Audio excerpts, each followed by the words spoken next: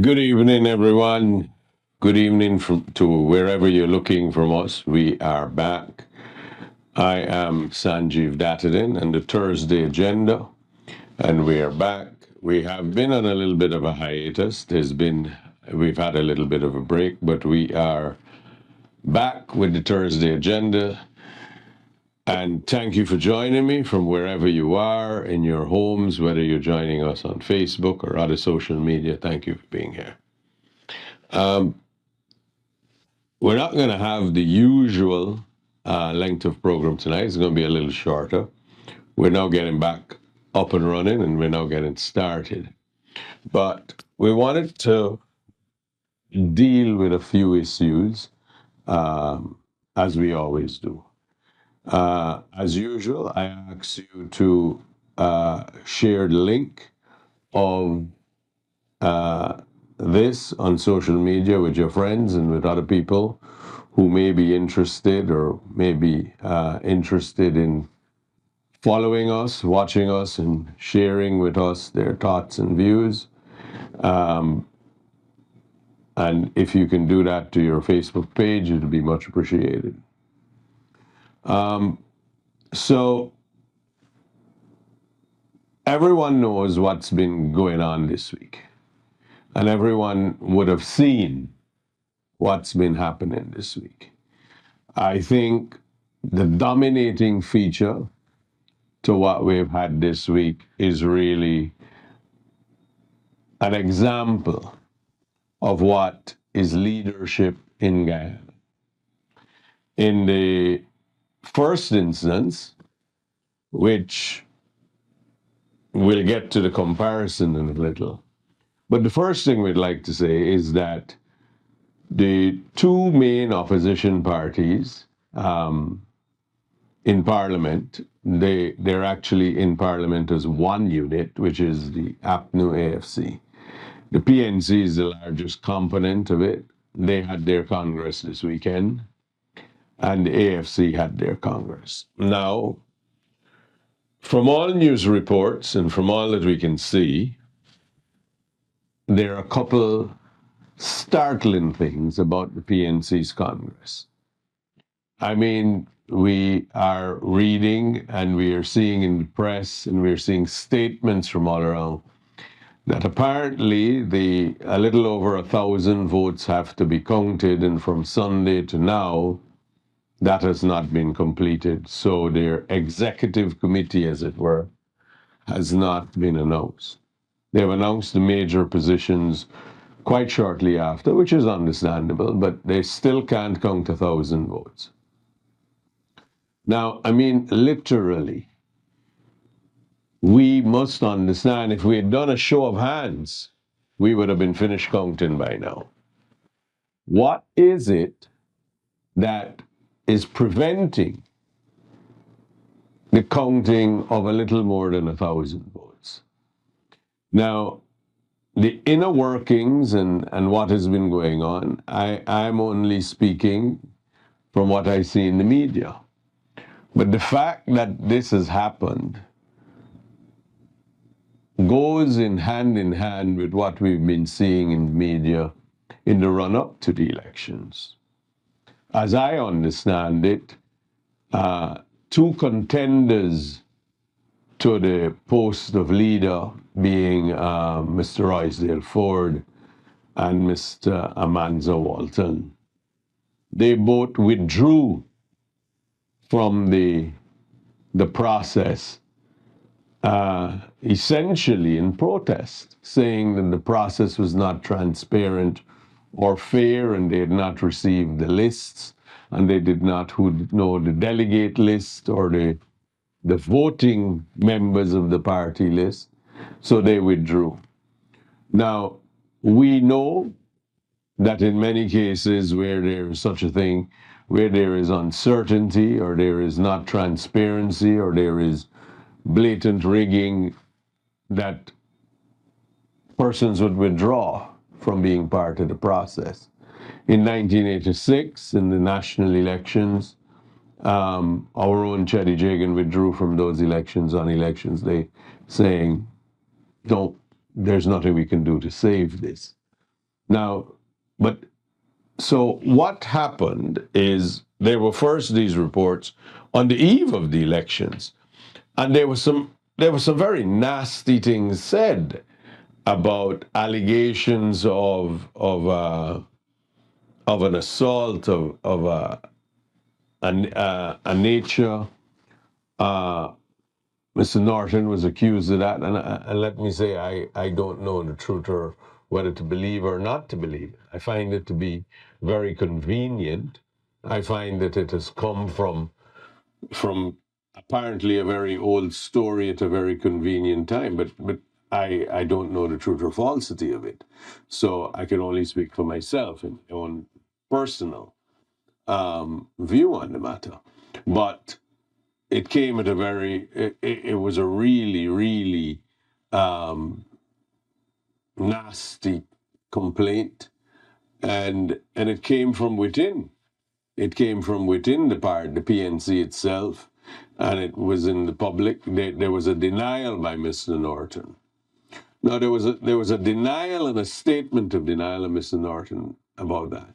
But in relation to all the other things about the list, about the placing of persons in convenient positions, about the surge in membership and the surge in delegates, and there's been no response by Mr. Norton to his party comrades' accusations in this regard. And this compounds the problem because there's, on the one hand, his competitors saying that the process is not transparent and they have no confidence in the process. And yet we are here, today's Thursday, 4 days later, and we can't count a little more than 1,000 votes. I mean, as I said before, literally a show of hand. You could have counted this by going around and touching each person who said it. We'd have been long finished.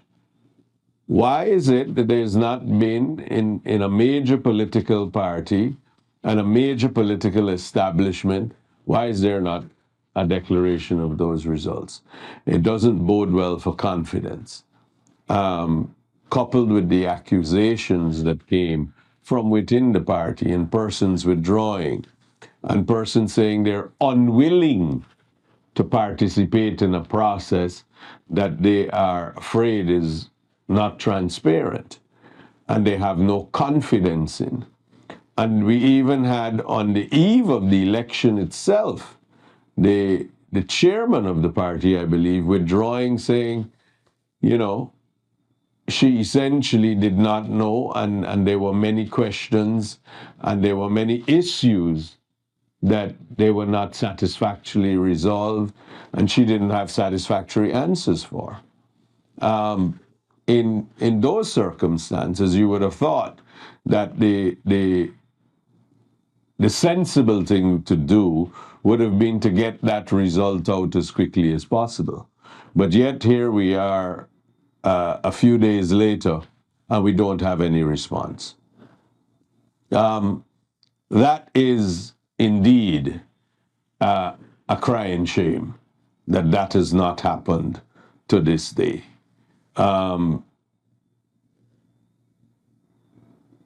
But it is the world we live in. Now, I wanted to say about it that it demonstrated some aspect of leadership. But before we get to what it demonstrates of leadership, and if we can do just a quick comparison of it all, I would say to you that it's useful if you take an idea or you take a look at what transpired with the AFC side of things. They were, from what I saw in chat groups and Facebook groups, etc., there were some fairly nasty things said about Mr. Duncan that were being said within his own party and within his own people. And as I understand it, going from the media again, he was the person who secured the most nominations. And those nominations that he had gotten apparently evaporated because he didn't get anything out of it in terms of the run into the elections. But that's how it goes sometime. And we had Mr. Hughes who succeeded in that. But quite alarmingly, I will say, speaking for myself personally, were the reports about Mr. Hughes favoring his client, Exxon, uh, over his fiduciary obligation as a leader. Now, we know it's easy to look at whether there's a conflict and whether the Guyanese people are not stupid. You understand what is at stake. You understand the challenges that are posed when you have a leader who represents a major economic power in the country, and that major economic power, they are must be held accountable. There must be scrutiny. So there'd be really difficult choices to be made. And I was very surprised that such a statement would have been made. But the Guyanese people are not stupid. And surely they must see about what leadership is and what the commitment to leadership would be. Now, juxtapose those two situations with the other major event that took place this week, which was the Hurricane Beryl. Our thoughts and well wishes and hopes are with all our Caribbean brothers and sisters, and I understand the storm is continuing towards Central and North America, parts of Central and North America. And my hope is that everyone in its path take the precautions and are safe. We know of the destruction and damage that has been suffered by our Caribbean brothers and sisters in Barbados, St. Vincent, Grenada, Jamaica to some extent. We all know that it's been difficult.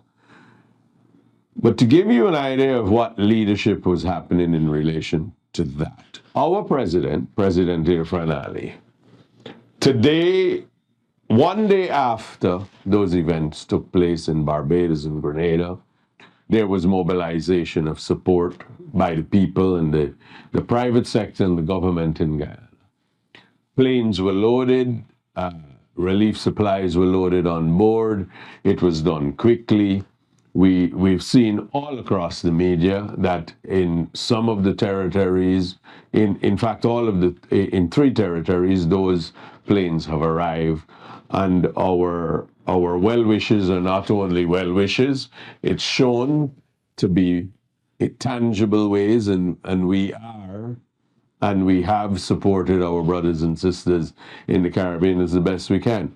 Now, that was the 2 things of leadership. There were 2 events, two major events that was taking place as far as Guyana was concerned. There was a major storm, and there were 2 political conventions. Now, I'm not sure which one was the real storm when you look at it, but as far as Beryl is concerned, our president, President Ali, took it. He is, as we all know, at present, he's the chair of CARICOM, and he's doing his task. But he mobilized quickly, he got the help required quickly, and he delivered it quickly in a matter of days, in a matter of hours.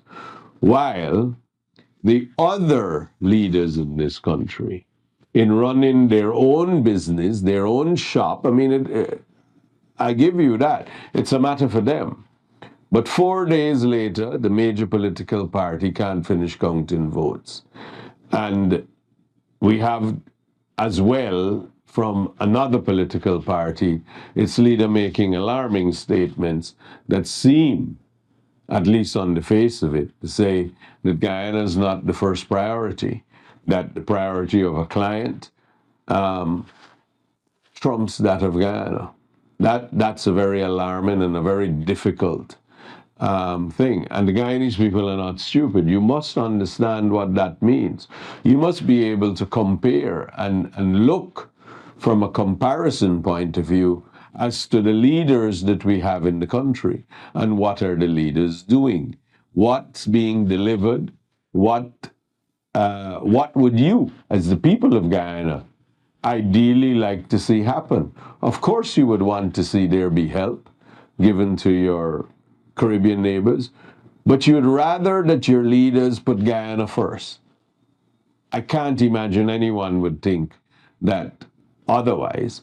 And you would like certainty and transparency in the internal processes that lead to the appointment of a leader. You want to see a leader, the PNC leader, must come through a process that is transparent and widely regarded by his fellow party members as being acceptable. You don't want a leader coming out of a process in the light of what we saw in 2020 and the light of what we know has been the history in the 28 years from 1966 to 1992. We don't want that repeated. But in 2020, we all saw what happened. It was a blatant, shameless attempt to rig and to steal an election and to thwart the will of the Guyanese people and the electorate. It was to foist on the people a leader they did not elect. They did not choose. And from what is going on within the party, those are again the accusations within the party. The leader that is born out of that is troublesome. The leader that is born out of a process that is not fair or not transparent, and the participants in that process and the people in that political machinery, that party, don't have any confidence in that person, is really troublesome. How can the people of Guyana, how can the nation as a whole have confidence in such a leader when the membership of that party does not have any confidence in that leader? It's a very troubling thing. And I know that it's going to be, and it is fair. It's a fair comment for members of the PNC to say, this is our business. Yes, it's your business, and that's a fair comment. But you want to persuade the people of Guyana, every Guyanese, that what you're doing or saying and your processes are fair and transparent and worthy of recognition. So while it is your process internally, you still have got to be able to meet the queries and the questions and gain the confidence of the people. And you can't gain the confidence of a people. I dare suggest that you cannot gain the confidence of a people when the leader of that, the leader that is born out of that, comes from a tainted process, comes from a process where people have no confidence in that leader. Now, these are the options of what there is with leadership. And I wanted to raise to you, I don't want to impose or to go with what my views are and how you should treat with it, because we have got to have, and we've got to trust the Guyanese people to give them the facts as they are, to give them what is going on and let them make a decision. But I say to you that this is what leadership is about. This is what people who want to be the leaders of this country are doing, versus what your present leader, His Excellency the President, this is what Dr. Ali is doing. He's faced with a very difficult situation. He needs to mobilize and get help. He gets it done. Now, this is only with this week. This is only what's transpiring and going on this week. And this is what we're seeing right before our eyes as a comparison of character and of leadership. Now, we know that at some stage, presumably, we're going to have a declaration of the who are the leaders of the PNC and the results of that vote. But given the time that has elapsed, and given the complaints by candidates who were involved and have since withdrawn, can we have any confidence in that process?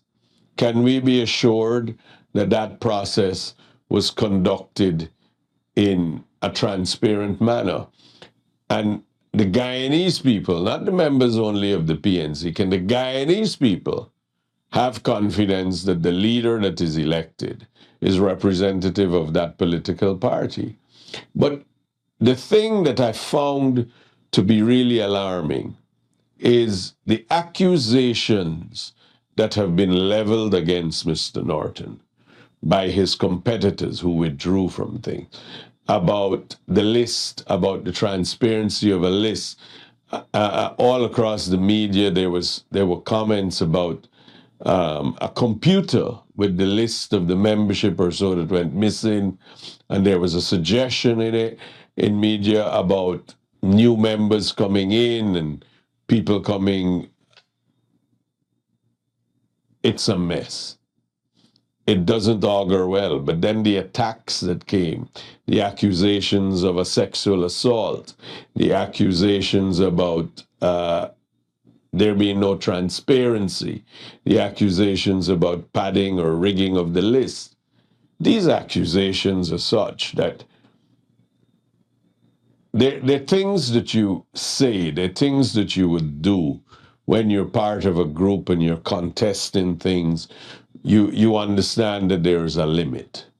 But when these sorts of accusations and things are made, you don't hope to be friends again.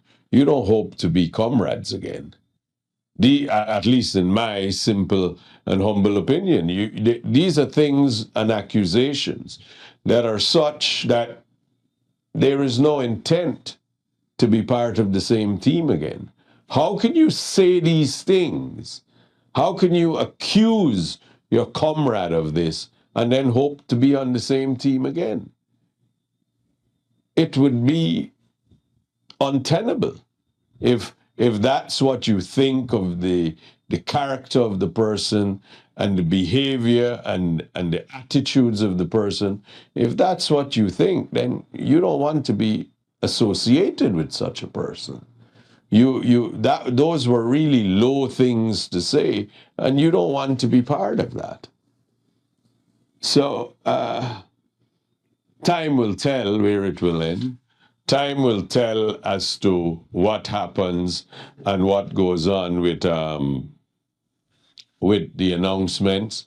Time will tell, even with the AFC and their leadership and whether they fully understand, and the AFC as a political party, whether they accept or appreciate their responsibility and fiduciary duties to the nation, and how they intend to govern a nation where these issues arise. If you were a leader of Guyana, it's my humble opinion that nothing and no one should be placed above Guyana on your list of priorities. Anything beyond that puts Guyana second would be unacceptable, would be untenable.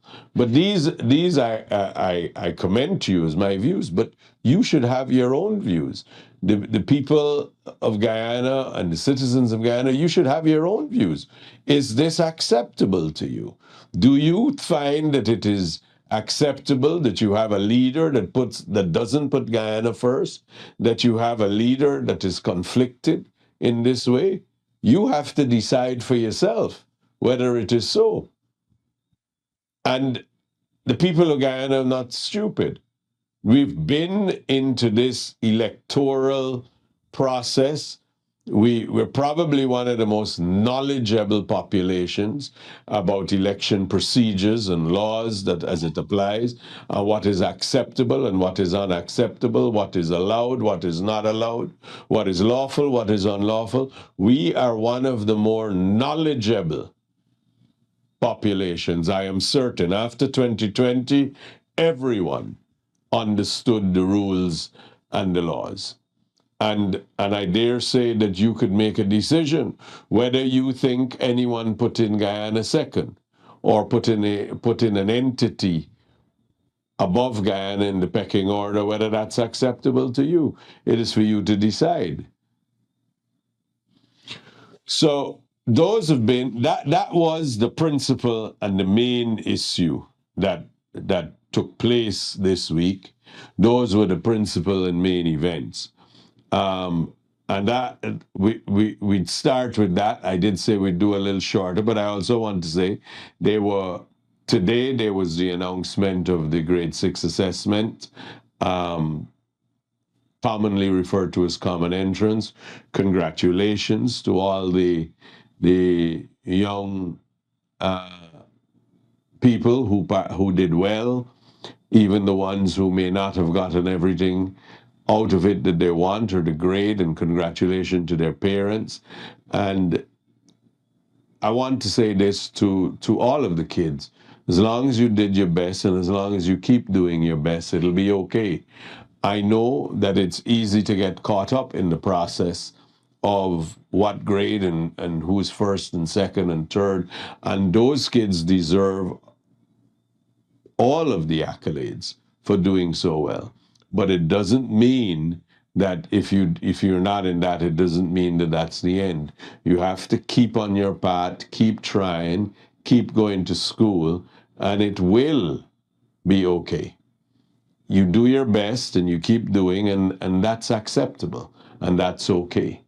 So with that, tonight, for our short program that we're doing, I wanted to say thank you all for joining me.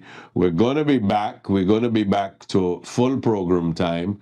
We're going to be back to the full length of our programs from 8 o'clock every Thursday, 8 p.m. Thursday evenings every Thursday. So until next Thursday when I see you, good night and may your God be with you.